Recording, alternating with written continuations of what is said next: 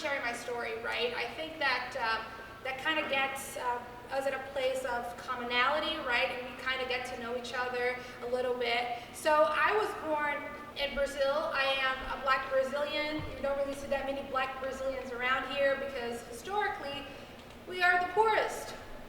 So basically not a lot of us make it to the United States. That being said, I am what they call an institution baby.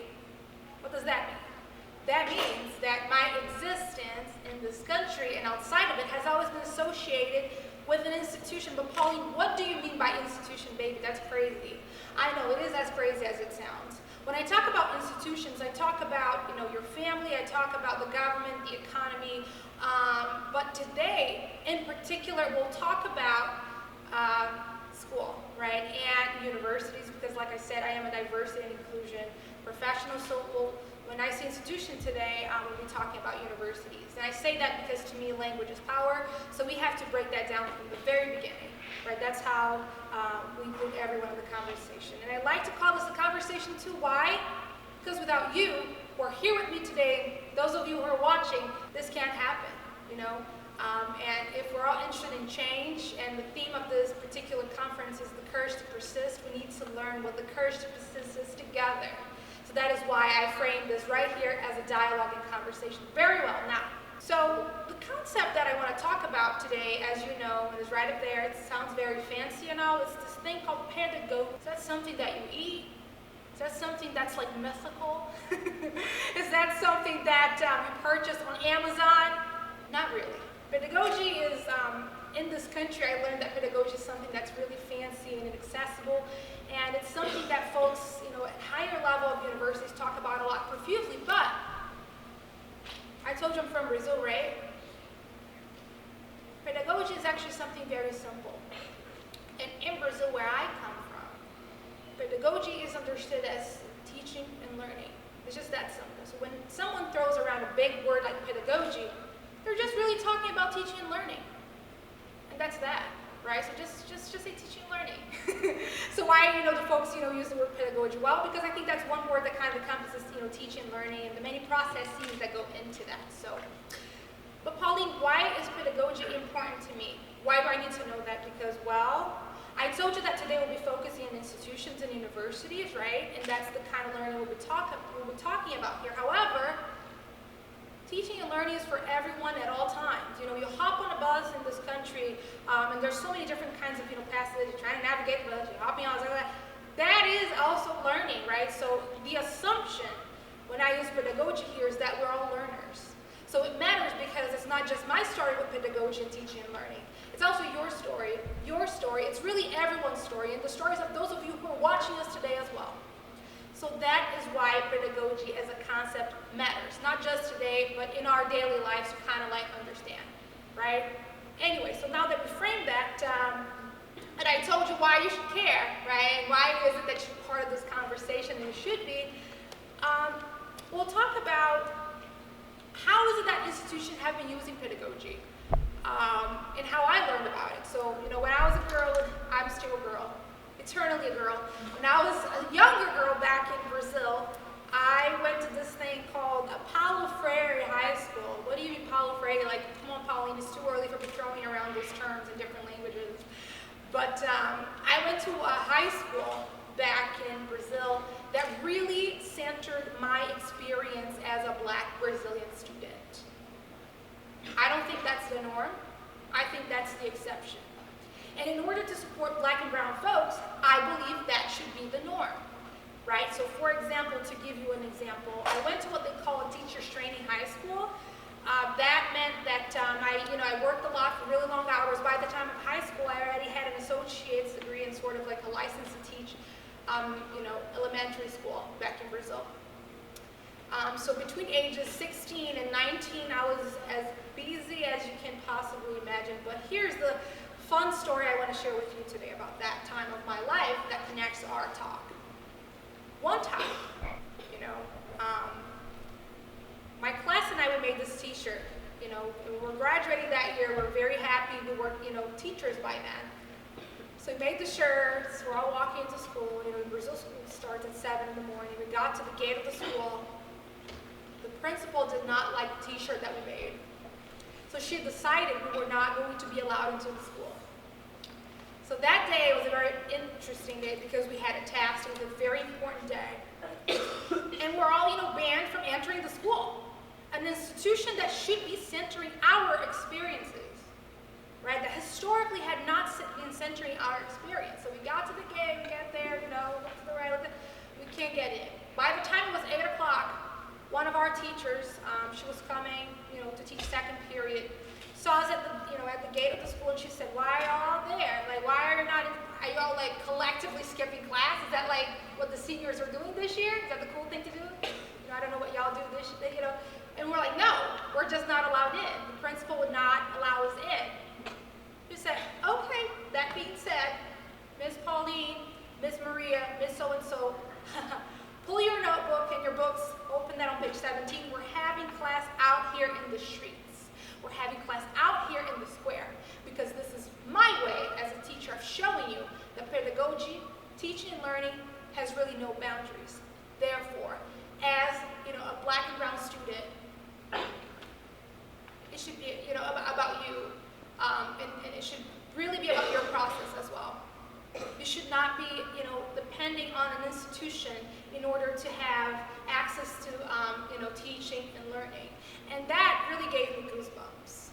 She passed away 2 years ago, this teacher of mine. She's the inspiration why I kind of keep going, because at this point I am a PhD student, right?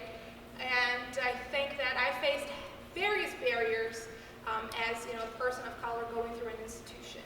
So every time I think about that story, it really grounds me, and that's really the reason why I'm pursuing a PhD in educational policy, to change that and to really keep teaching students of color that they belong. Why? Because teaching and learning is really everywhere.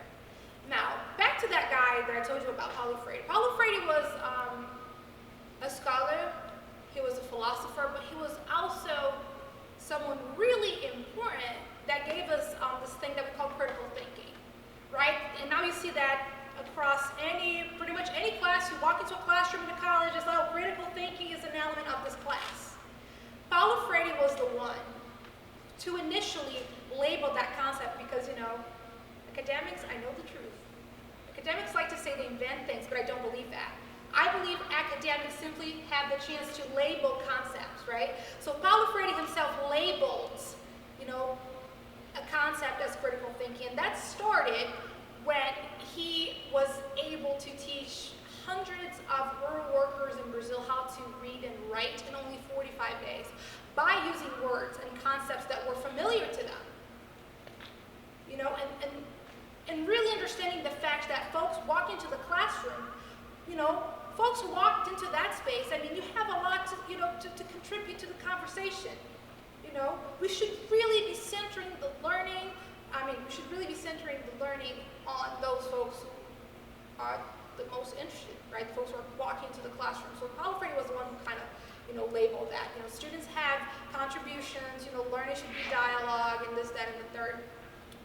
Set Paulo Freire aside, now we're going to talk about this other thing called reparations, right? It's also like, people like that word a lot. Let's just break that down. That's also a very simple word. So to repair something means that you have to fix something that's not working, right? So Charles Henry was a scholar, an African-American studies scholar who labeled that in the early 2000s. So now I have Paulo Freire here, hold that thought, right? I have pedagogy here, hold that thought, teaching and learning.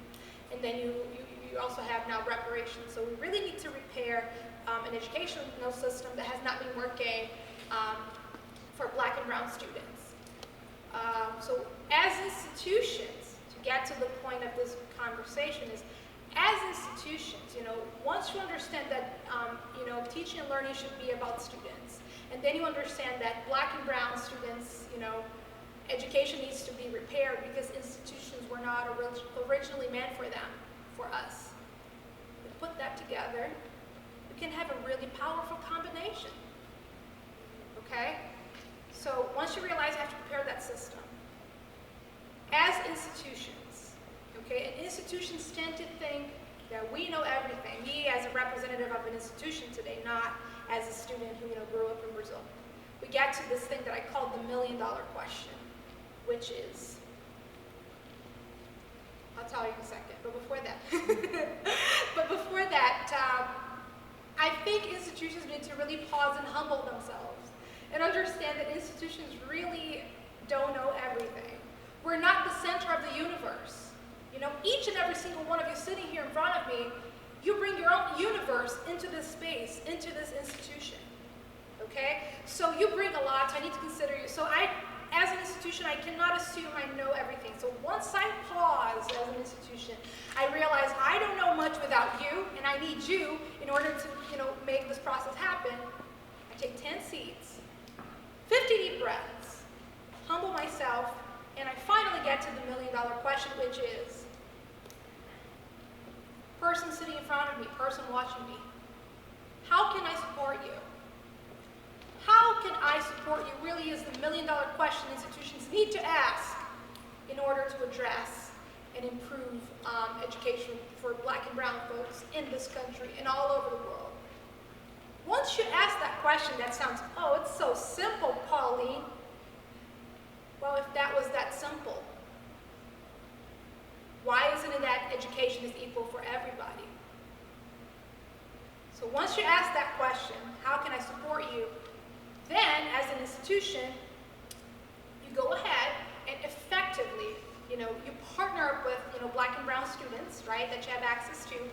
Once you ask that question, and you really strategically and intentionally, right, put resources into building that relationship with those Black and brown students and Black and brown folks, to then hear how is it that the institution can support them, because historically, it hasn't happened, all right? And I mean very intentionally in terms of putting resources, because putting a committee of Black and brown folks is oftentimes easy. Now supporting it and making sure that it's sustainable enough to succeed and really, really trigger meaningful change, that's another story. Anyhow, so really, there's no secret, right? It sounds so simple. So you really just have to pause, ask, how is it that you can support students, and make it happen as an institution.